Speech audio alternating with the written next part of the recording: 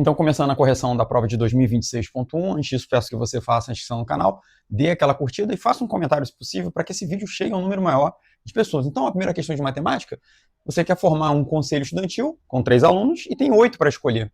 Ele quer saber de quantas formas diferentes esse conselho pode ser formado. Então, perceba uma coisa aqui. Nesse problema, a gente tem que fazer aquela identificação se a ordem que eu escolhi esses elementos, esses 3 elementos, importa ou não. Nesse caso, não, porque você está apenas escolhendo pessoas para um conselho e não está elegendo cargo para cada um delas. Então, se trata de um problema de combinação. E dessa combinação, como é que a gente vai fazer? De 8, você está escolhendo 3. E aí, para lembrar dessa fórmula aqui, você tem lá que n escolhe p, é n fatorial sobre p fatorial vezes n menos p fatorial. Então, aqui você tem 8 fatorial sobre p fatorial é quanto você escolheu, 3, vezes a diferença, tá? Entre esses dois. A diferença entre esses dois é 5 fatorial. E agora aqui a gente vai simplificar. Esse 8 fatorial, lembra que 8 fatorial é 8, vezes 7, vezes 6, vezes 5, vezes 4, vezes 3, vezes 2, vezes 1. Só que eu posso parar antes de chegar no 1. E aí, onde eu parar, eu tenho que colocar o símbolo do fatorial. Então, aqui seria interessante a gente parar no 5 fatorial. Então, na verdade, o que nós temos ali? Nós temos 8 vezes 7 vezes 6, e aí eu posso parar aqui no 5 fatorial, que simboliza que isso aqui continuaria até chegar à unidade. Ora, por que eu parei aqui no 5 fatorial? Justamente que aqui embaixo tem um 5 fatorial para eu poder cancelar. E o outro cancelamento que eu posso fazer é aqui no 3 fatorial, porque 3 fatorial é 3 vezes 2 vezes 1. E 3 vezes 2 vezes 1 é 6. Então, isso aqui significa 6, que eu posso cancelar com esse 6. E aí sobrou o quê? 8 vezes 7. 8 vezes 7 é 56. E 56 é a nossa letra E. Só tem como resolver isso aqui sem usar a fórmula, só usando aqueles tracinhos? Tem sim. Só tem que ter um cuidado, porque se você for resolver pelos tracinhos, você quer escolher 3 pessoas. 1, 2, 3. Inicialmente, você tem 8 pessoas para escolher. Depois você vai ter 7. Depois você vai ter 6. Só que cuidado que isso aqui, se você multiplicar todo mundo, não vai dar certo. Inclusive, ainda bem que não tinha a opção com o resultado da multiplicação desses 3. Senão, muita gente poderia ter caído nessa armadilha. Mas como é que eu posso usar isso para chegar a esse mesmo resultado? Só lembrar o seguinte, como a ordem aqui, os elementos que você escolher não vai importar, por exemplo, você tem 3 elementos, A, B e C. Essas 3 pessoas aqui, se essas mesmas pessoas forem escolhidas em uma ordem diferente, quer dizer, o A, por exemplo, foi escolhido por segundo, e o B por primeiro e o C por terceiro. Então, esse grupo aqui de pessoas é o mesmo que esse, que seria o mesmo que se eu escolhesse B, C e A, que eu escolhesse A, C e B, que eu escolhesse C, A, B, que eu escolhesse C, B e A. Então, 1, 2, 3, 4, 5, 6 grupos repetidos em que são as mesmas pessoas. Tá? Se são essas mesmas pessoas escolhidas em ordens diferentes, já que a ordem aqui não importa, você só quer formar um conselho, esse resultado que você fez aqui tem que ser dividido ou por 3 fatorial, porque eu estou trocando essas letras de posição de 3 fatorial maneiras, tá certo? Ou de 6, como nós escrevemos aqui. E aí isso aqui vai cancelar com esse, vai ficar 8 vezes 7, que é 56, igual ao nosso resultado anterior. Bom, para a próxima questão. A próxima questão ele fala que a soma dos ângulos internos de um polígono é 1080. Ele quer saber o número de lados desse polígono. Então, essa questão também dá para resolver com fórmula ou sem fórmula também, e eu vou fazer dos dois modos, só que mesmo sem fórmula você teria que ter um passo inicial para chegar a essa conclusão, tá? Mas vamos primeiro aqui, qual é a fórmula da soma dos ângulos internos de um polígono qualquer? A soma dos ângulos internos, a soma, vai ser igual a 180 graus vezes o número de lados, que eu chamo de n, menos 2, tá? E aí eu tenho que fazer um algebrismo aqui. Quer dizer, o que ele está me dando é a soma dos ângulos internos. O que ele está me pedindo é o número de lados. Então isso eu tenho que descobrir e isso eu tenho que substituir, que é 1080. Então 1080 é igual a 180 graus vezes n menos 2. E aqui é o seguinte, olha só. Você pode dar continuidade a essa resolução distribuindo esse 180, só que eu não vou te aconselhar que você vai acabar fazendo mais contas.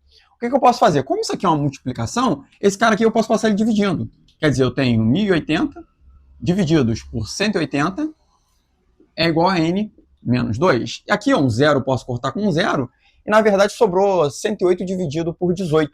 Tá? 108 dividido por 18, se você fizer os cálculos aí, isso vai dar 6. Então 6 é igual ao número de lados, menos 2. Vou passar o número de lados aqui para esse lado, porque o n já está positivo, então vou deixar ele desse lado aqui mesmo. E aí vai ficar 6 mais 2, que é 8. Então o número de lados do polígono é 8 e a resposta é a letra C.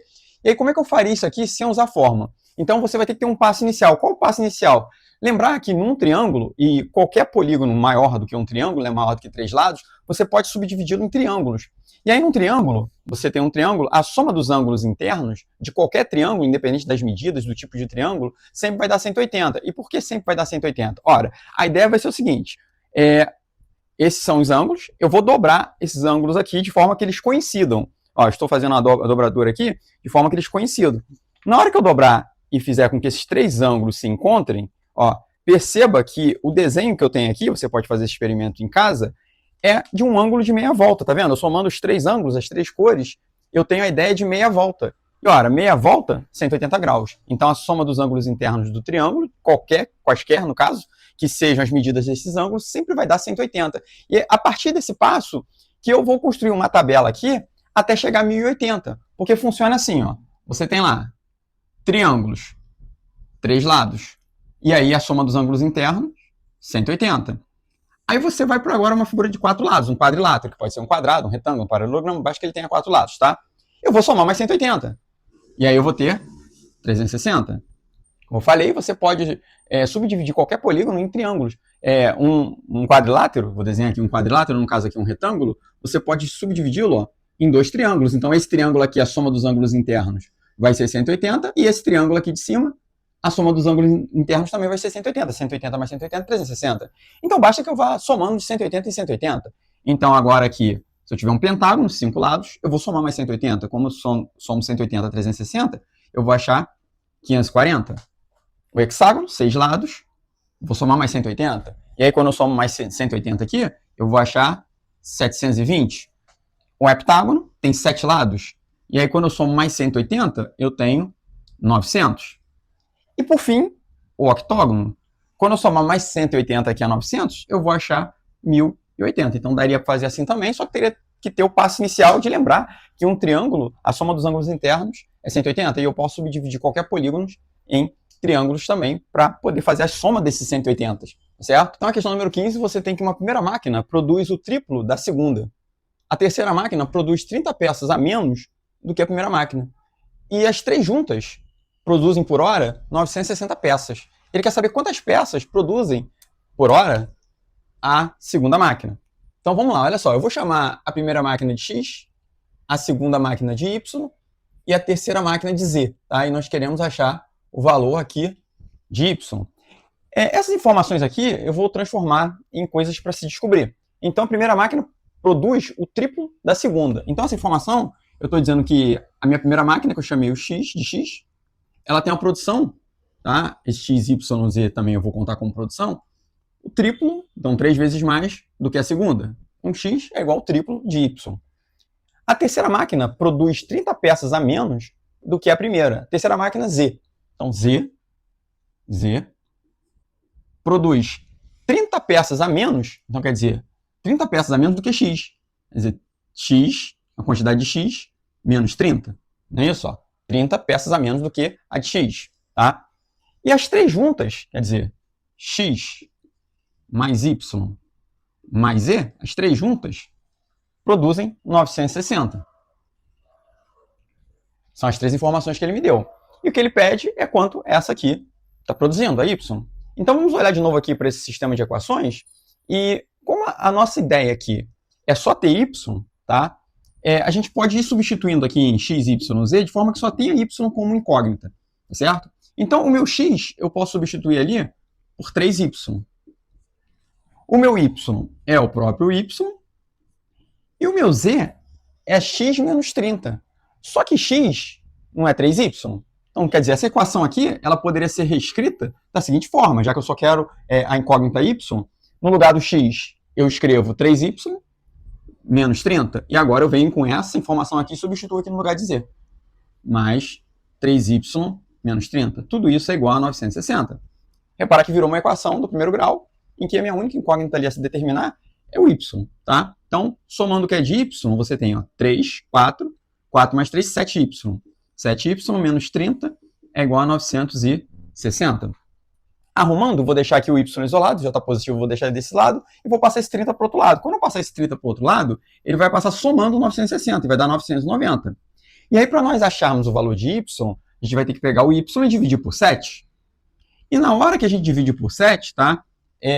As nossas respostas, a gente vai ter que observar, só aparecem números inteiros. Então, eu estou contando quantidade de peças, eu não vou ter meia peça produzida ou um terço de peça produzida. Então, se essa divisão não der exata, a gente tem que considerar o inteiro ali, tá?